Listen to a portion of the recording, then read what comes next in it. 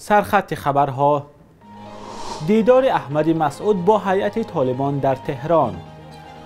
پوتین و رحمان درباره وضع قزاقستان و مرز افغانستان صحبت کردند و در امریکا دل خوک را به آدم پیوند کردند.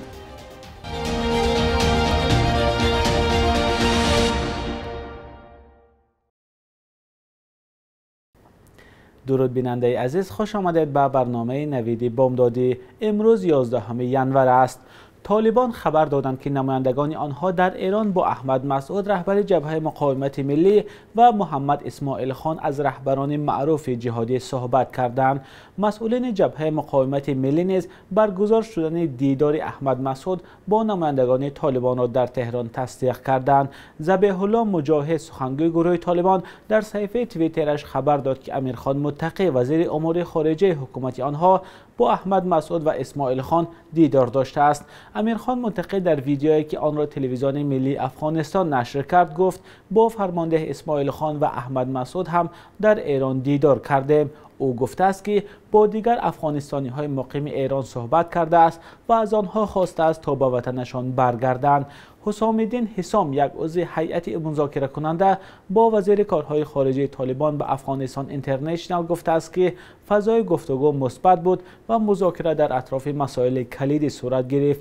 نگرفتن مقام. ولی صبغت الله احمدی، سخنگوی جبهه مقاومت، شب گذشته در صحبت با تلویزیون فارسی BBC گفت این مذاکرات تنها یک راست آزمایی بود تا آنها مطمئن شوند که طالبان تا کجا به گفتگو پایبند هستند. ولی از سخنان احمدی معلوم بود که مذاکرات بدون یگان نتیجه به انجام رسیده است. این مذاکرات برای 3 روز بود. 2 روز مذاکرات انجام شد و روز سوم نظر به عصبانیتی که طالبان داشتند تهران را ترک کردند. این مذاکرات با میانجیگری ایران انجام شد، گفت سخنگوی جبهه مقاومت ملی.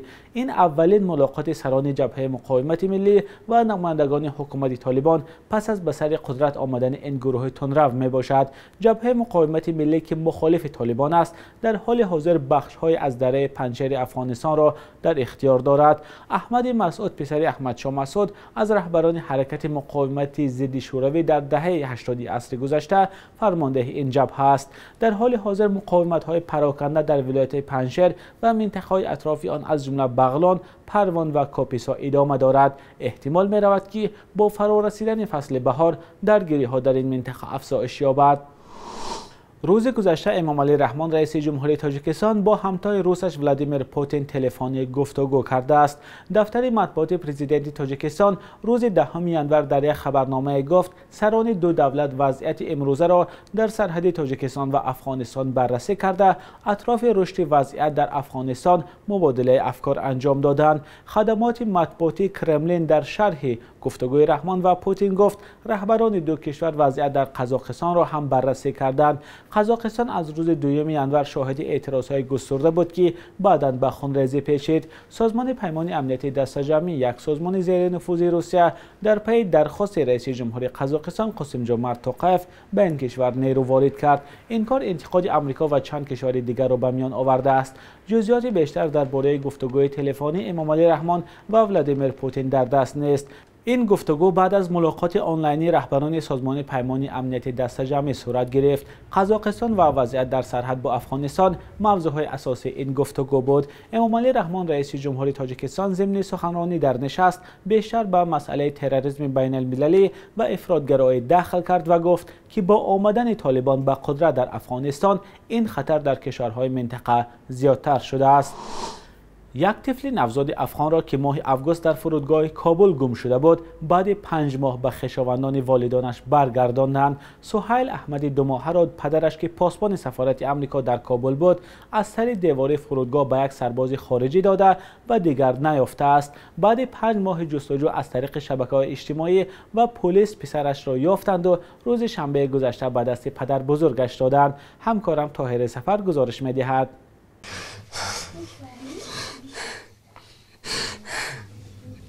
ما و خانمم دیگه مقصد گریه شد، از احساس و از خوشی دیگه مقصد ما بگریه شدیم دیگه. همین صبح که دیگه چای خوردن تانستیم میرزا محمد قاسمی بابای سهیل 7 ماهه است که در 2 ماهگیش او را از فرودگاه کابل یافتند هنگام خروج بی سر و سامان نیروهای خارجی و 10,000 نفر دیگر از افغانستان. پدر طفل گفته است که سهیل را در بین ازدحام سردرگم به دست یک سرباز خارجی داد و دیگر او را با فرزندش را هم گم کرد. بعدا معلوم نیست چی شده است، ولی حمید صفی راننده تاکسی میگوید طفل را از روی زمین فرودگاه گریان پیدا کرد. حالا جدایی از این کودک برایش سخت شده است. ما مثل اولاد خود نگاهش کردیم، واقعا دوستش هم داریم. من دمی درست شده که با بابا تسلیمش کردیم. واقعا خودم بسیار احساس خستگی میکنم، میام پیشش. واقعا ما زیاد که از یونس گرفتیم، زیاد دوستش داریم. فاطمه که 5 ماه به سهیل مادری کرده است از غم جدایی میگیرد. میگوید طفل مثل فرزندش است اما مادری او را هم درک میکند. که شب میخستم در جایش نبود، دیگه زیاد گریه میکردم. حتی صبح وقت آمدم به خاطر دیدنش، صبح وقت آمدم نتانستم دوریش تحمل کردم. مگم یک مادرش است که باید تو بر مادرش برسه. پدر سهیل بعد 3 روزی جستجوی بی نتیجه در فرودگاه کابل دیگر ناچار با همسر و 4 فرزند دیگر به امریکا رفته است. او به خبرنگار فرانس پرس گفته است از آنکه خدا فرزندش را با او برگرداند خوشحال است. عین خاله سهیل که تا زمان بازگردانیدن به والدین او را نگاه بین خواهد کرد. از خواهرم زیاد تشکر میکنیم که اولاد ما را گل وار نگاه کرده.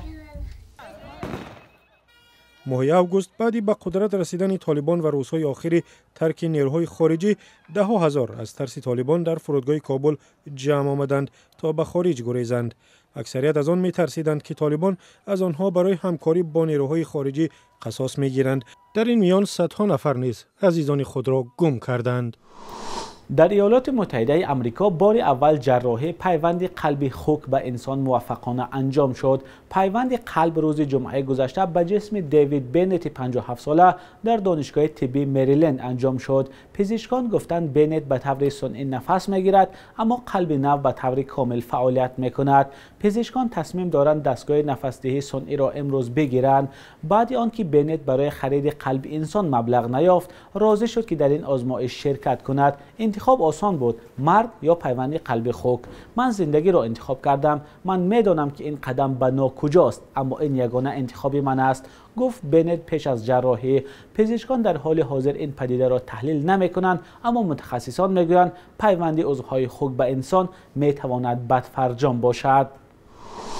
بخش یک روز تاریخ را همکارم خیرامون بقازاده تقدیمتان می کند که مهمترین تحولات تاریخی در روز 11 ینور را فرا می گیرد.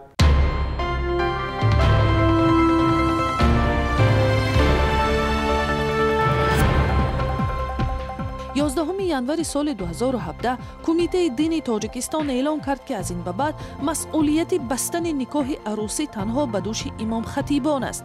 مقامات گفتند هدف از این تغییرات رعایت شدن قانون و حقوق شهروندان به ویژه زنان است که گاهی با سبب‌های مختلف معیشی راضی می‌شوند که همسر دوم یا سوم شوند. نشریه رسمی جمهوریت 11 ینور سال 2018 ادعا کرد که در تاجیکستان 80 شخص سنشان از 100 سال بالا زندگی می‌کنند. از میان آنها 50 نفرشان زن و 30 نفرشان مرد بودند. برخی جامعه شناسان میگویند اگر تا جای این آمار درست باشد، از سوی دیگر میتواند خطایی باشد که هنگام تهیه سندها در دوران شوروی راه یافته است. در اتحاد شوروی دادن شناسنامه ها تنها از سال 1932 شروع شد و برخی نفران سن سال خود را تخمینی ثبت میکردند. روزه در تاجیکستان 40 زن با زورآوری و خشونت روبرو می شود. چنین بود خلاصه مقامات بهداشت که در یک اظهارات 11 ینور سال 2015 گفتند سال 2014 15,000 حالت تشخیص آزار زورآوری خانوادگی را در مرکزهای تشخیصی طبی و دادگاهی تاجیکستان ثبت کردند، ولی شماری زنهایی که سند تشخیص در دست به دادگاه رفته اند انگشت شمار می ماند. قرب روبل روسی در برابر اسعار ملی سامانی کمی بلند شده، ارزش دلار باشد به تغییر مانده است. حالا در بانک‌های تاجیکستان 1000 روبل روسی را به 150 سامان و 40 درم عوض می‌کنند. 100 دلار آمریکایی باشد به 1130 سامانی برابر است.